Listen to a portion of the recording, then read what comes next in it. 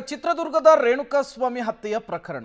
ದರ್ಶನ್, ಪವಿತ್ರ ಗೌಡ ಸೇರಿ ಇವತ್ತು 17 ಜನ ಆರೋಪಿಗಳು ಕೋರ್ಟ್ಗೆ ಹಾಜರಾಗ್ತಾ ಇದ್ದಾರೆ. ಕೋರ್ಟ್ನ ಹಾಲ್ಗೆ ದರ್ಶನ್ ಆಗಮನ ಆಗಿದೆ ಎನ್ನುವಂತಹ ಮಾಹಿತಿ ಸಿಗ್ತಾ ಇದೆ. ರೇಣುಕಾಸ್ವಾಮಿ ಕೊಲೆ ಕೇಸ್ನಲ್ಲಿ ಕೋರ್ಟ್ಗೆ ಇವತ್ತು ನಟ ದರ್ಶನ್ ಹಾಜರಾಗಿದ್ದಾರೆ. ದರ್ಶನ್, ಪವಿತ್ರ ಗೌಡ ಸೇರಿ 17 ಮಂದಿಯೂ ಕೂಡ ಇವತ್ತು ಕೋರ್ಟ್ಗೆ ಪ್ರೆಸೆಂಟ್ ಆಗಿದ್ದಾರೆ. CCH 57ರಲ್ಲಿ 17 ಜನ ಆರೋಪಿಗಳು ಪ್ರೆಸೆಂಟ್ ಆಗಿರುವಂಥದ್ದು. ದರ್ಶನ್ ಆಗಮಿಸ್ತಾ ಇರುವಂತಹ ವಿಜುವಲ್ಸ್ ಅನ್ನು ನೀವು ಗಮನಿಸ್ತಾ ಇದ್ದೀರಿ. ದರ್ಶನ್, ಪವಿತ್ರ ಗೌಡ ಸೇರಿ 17 ಜನ ಆರೋಪಿಗಳು ಚಿತ್ರದುರ್ಗದ ರೇಣುಕಾಸ್ವಾಮಿ ಹತ್ಯೆಯ ಪ್ರಕರಣಕ್ಕೆ ಸಂಬಂಧಪಟ್ಟಂತೆ ಹಾಜರಾಗಿದ್ದಾರೆ. ಇವತ್ತು ಈ ಹಿಂದೆ ಕೂಡ ವಿಚಾರಣೆಗೆ ಹಾಜರಾಗಿದ್ದರು. ಇವತ್ತು ವಿಚಾರಣೆಯನ್ನು ಮುಂದೂಡಿಕೆ ಮಾಡಲಾಗಿತ್ತು. ಇವತ್ತು ಮತ್ತೆ 17 ಜನ ಆರೋಪಿಗಳು ಮುಖಾಮುಖಿಯಾಗಿದ್ದಾರೆ. ಸಾಕಷ್ಟು ಬೆಳವಣಿಗೆಗಳ ನಂತರ ಇವತ್ತು ಕೋರ್ಟ್ ಮುಂದೆ ದಾಸ ಹಾಜರಾಗಿರುವಂಥದ್ದು. ಕೋರ್ಟನ್ನು ಪ್ರವೇಶ ಮಾಡ್ತಾ ಇರುವಂತಹ ವಿಜುವಲ್ಸನ್ನು ಗಮನಿಸ್ತಾ ಇದ್ದೀರಿ. ಕೋರ್ಟ್ಗೂ ಹೊರಡುವ ಮೊದಲು ಅವರ ನಿವಾಸದ ಬಳಿ ಅವರ ಅಭಿಮಾನಿಗಳು ಜಮಾಯಿಸಿದ್ರು. ಅವರನ್ನು ಮಾತನಾಡಿಸಿಕೊಂಡು ದರ್ಶನ್ ನೇರವಾಗಿ ಕೋರ್ಟ್ಗೆ ಬಂದಿದ್ದಾರೆ.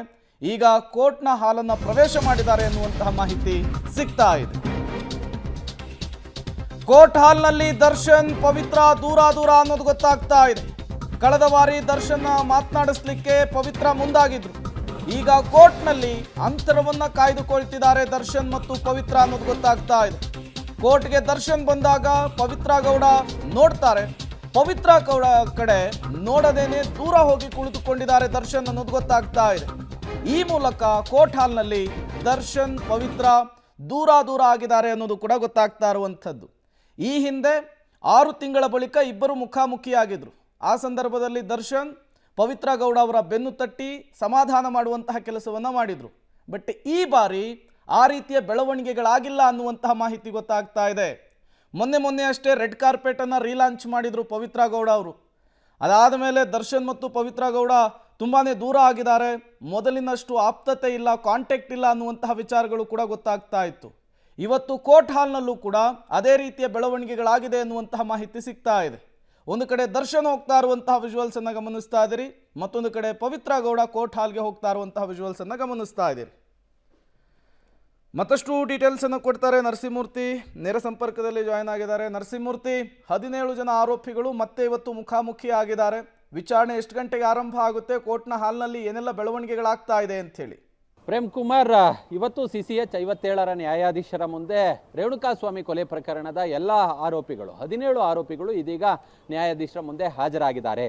ದರ್ಶನ್ ಕೋರ್ಟ್ಗೆ ಬರೋದು ತಡವಾದಂತಹ ಹಿನ್ನೆಲೆಯಲ್ಲಿ ದರ್ಶನ್ ಪರ ವಕೀಲ ಸುನೀಲ್ ಅವರು ನ್ಯಾಯಾಧೀಶರ ಬಳಿ ಮನವಿಯನ್ನ ಮಾಡಿಕೊಂಡ್ರು. ಒಂದು 10 ನಿಮಿಷ ವಿಚಾರಣೆಯನ್ನ ಮುಂದೂಡಬಹುದಾ ಅಂತ. ಹೀಗಾಗಿ ಪ್ರಕರಣವನ್ನ 10 ನಿಮಿಷ ಮುಂದೂಡಲಾಗಿದೆ. ಇದೀಗ ಕೋರ್ಟ್ ಹಾಲ್ಗೆ ದರ್ಶನ್ ಒಳ ಹೋಗಿದ್ದಾರೆ. ಇನ್ನೂ ಕೂಡ ಅವರ ಬೆನ್ನು ನೋವು ಬಾಧಿಸ್ತಾ ಇರುವಂತೆಯೇ ಕಾಣ್ತಿದೆ. ಕಾರಣ ಅವರು ಕೋರ್ಟ್ ಹಾಲ್ ಒಳಗೆ, ಕೋರ್ಟ್ ಕಟ್ಟಡದ ಒಳಭಾಗಕ್ಕೆ ಕುಂಟುತ್ತಲೇ ಮೆಟ್ಟಿಲುಗಳನ್ನು ಹತ್ಕೊಂಡು ಕೋರ್ಟ್ ಒಳಭಾಗಕ್ಕೆ ಹೋಗಿರೋದು ಕ್ಯಾಮರಾಗಳಲ್ಲಿ ಕಂಡು ಬಂತು. ವಿಚಾರ ಏನಂತ ಹೇಳಿದ್ರೆ, ಇವತ್ತು ಎಲ್ಲ ಆರೋಪಿಗಳು ಕೋರ್ಟ್ನ ಮುಂದೆ ಹಾಜರಾಗಿರೋದು ಇಟ್ಸ್ ಜಸ್ಟ್ ರೊಟೀನ್ ಪ್ರೊಸೀಜರ್.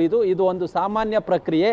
ಎಲ್ಲ ಆರೋಪಿಗಳು ಕೋರ್ಟ್ ಮುಂದೆ ಹಾಜರಾಗಬೇಕಿತ್ತು. ಫೆಬ್ರವರಿ 25ಕ್ಕೆ ದಿನಾಂಕವನ್ನು ಮುಂದೂಡಲಾಗಿತ್ತು. ಹೀಗಾಗಿ ಇವತ್ತು ಎಲ್ಲರೂ ಕೂಡ ನ್ಯಾಯಾಧೀಶರ ಮುಂದೆ ಹಾಜರಾಗಿದ್ದಾರೆ.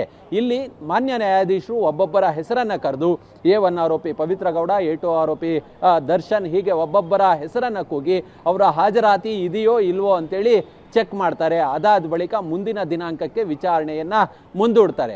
ಇವತ್ತು ಇವರು ಆರೋಪಿಗಳು ಯಾವುದಾದ್ರೂ ಅರ್ಜಿಯನ್ನ ಹಾಕಿಕೊಂಡಿದ್ರೆ ಆ ಅರ್ಜಿಗಳ ವಿಚಾರಣೆ ಇವತ್ತು ಕೋರ್ಟ್ ಹಾಲ್ನಲ್ಲಿ ವಿಚಾರಣೆಗೆ ಬರುವಂತಹ ಸಾಧ್ಯತೆ ಇದೆ.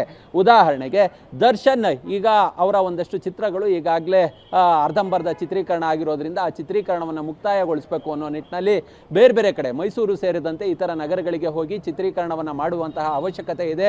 ಹೀಗಾಗಿ ಅವಕಾಶವನ್ನು ಮಾಡಿಕೊಡಬೇಕು ಅನ್ನೋ ನಿಟ್ಟಿನಲ್ಲಿ ಈಗಾಗಲೇ ದರ್ಶನ್ ಪರ ವಕೀಲರು ಅರ್ಜಿಯನ್ನು ಸಲ್ಲಿಕೆ ಮಾಡಿದ್ದಾರೆ ಅನ್ನೋ ಮಾಹಿತಿಗಳು ಲಭ್ಯವಾಗ್ತಿದೆ. ಹೀಗಾಗಿ ಆ ಅರ್ಜಿಯನ್ನ ಇವತ್ತು ಪರಿಶೀಲನೆಗೆ ತೆಗೆದುಕೊಳ್ಳುವಂತಹ ಸಾಧ್ಯತೆಗಳು ಕೂಡ ಇದೆ. ಅದಲ್ಲದೆ ಬೇರೆ ಆರೋಪಿಗಳು ಏನಾದರೂ ಈ ರೀತಿಯಾದಂತಹ ಅರ್ಜಿಗಳನ್ನು ಸಲ್ಲಿಕೆ ಮಾಡಿದರೆ, ಯಾರಿಗಾರು ಹುಷಾರಿಲ್ಲ ಅಥವಾ ಕ್ಷೇತ್ರ ವ್ಯಾಪ್ತಿಯನ್ನು ಬಿಟ್ಟು ಹೊರಗೆ ಹೋಗಬೇಕು, ಈ ರೀತಿಯಾದಂತಹ ಅರ್ಜಿಗಳನ್ನು ಸಲ್ಲಿಕೆ ಮಾಡಿದಂತಹ ಸಂದರ್ಭದಲ್ಲಿ ಅವುಗಳನ್ನು ಇತ್ಯರ್ಥ ಮಾಡುವ ಕೆಲಸವನ್ನು ಮಾನ್ಯ ನ್ಯಾಯಾಧೀಶರು ಮಾಡಲಿದ್ದಾರೆ.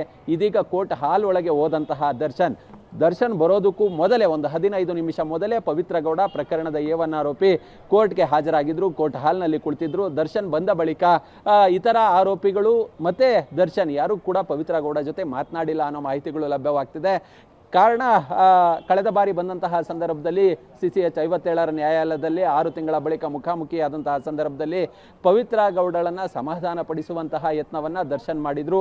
ಆದರೆ ಈ ಬಾರಿ ಇಬ್ಬರು ಕೂಡ ದೂರ ದೂರ ಉಳಿಯುವ ಪ್ರಯತ್ನವನ್ನ ಮಾಡಿದ್ದಾರೆ. ದರ್ಶನ್ ಆ ಕಡೆ ಕೂಡ ನೋಡಿಲ್ಲ. ಕೋರ್ಟ್ ಹಾಲ್ನಲ್ಲಿ ಒಂದು ಭಾಗದಲ್ಲಿ ದರ್ಶನ್ ಕುಳಿತಿದ್ದಾರೆ ಅನ್ನೋ ಮಾಹಿತಿಗಳು ಕೂಡ ಲಭ್ಯವಾಗ್ತಿದೆ.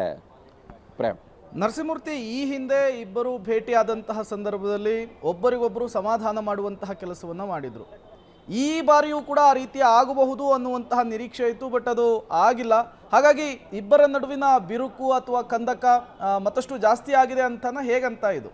ಪ್ರೇಮ್, ಯಾವಾಗ ಈ ಒಂದು ಪ್ರಕರಣ ನಡೀತು, ರೇಣುಕಾಸ್ವಾಮಿ ಕೊಲೆ ಆಯಿತು, ಈಗಾಗಲೇ ಕೊಲೆಯಾಗಿ ಸುಮಾರು 8 ತಿಂಗಳು ಕಳೆದೋಗಿದೆ. ಅಂದಿನಿಂದ ಇಬ್ಬರು ಕೂಡ ದೂರವಾಗಿದ್ದಾರೆ. ಅದಕ್ಕೆ ಮೊದಲು ಇಬ್ಬರು ಕೂಡ ಜೊತೆಯಲ್ಲಿದ್ದಂಥವರು, ಮತ್ತು ಅವರೇ ಹೇಳಿಕೆಯನ್ನು ಕೊಟ್ಟಂತೆ, ಪೊಲೀಸರ ಮುಂದೆ ಸ್ವಇಚ್ಛಾ ಹೇಳಿಕೆಯನ್ನು ಕೊಟ್ಟಂತೆ ಇಬ್ಬರು ಕೂಡ ನಾವು ಲಿವಿಂಗ್ ರಿಲೇಷನ್ಶಿಪ್ನಲ್ಲಿ ಇದ್ದೀವಿ ಅನ್ನೋ ಮಟ್ಟಿಗೆ ಹೇಳಿಕೆಯನ್ನು ಕೊಟ್ಕೊಂಡಿದ್ರು. ಆದರೆ ಈಗ ಕಳೆದ 8 ತಿಂಗಳಿಂದ ದೂರವಾಗಿದ್ದಾರೆ.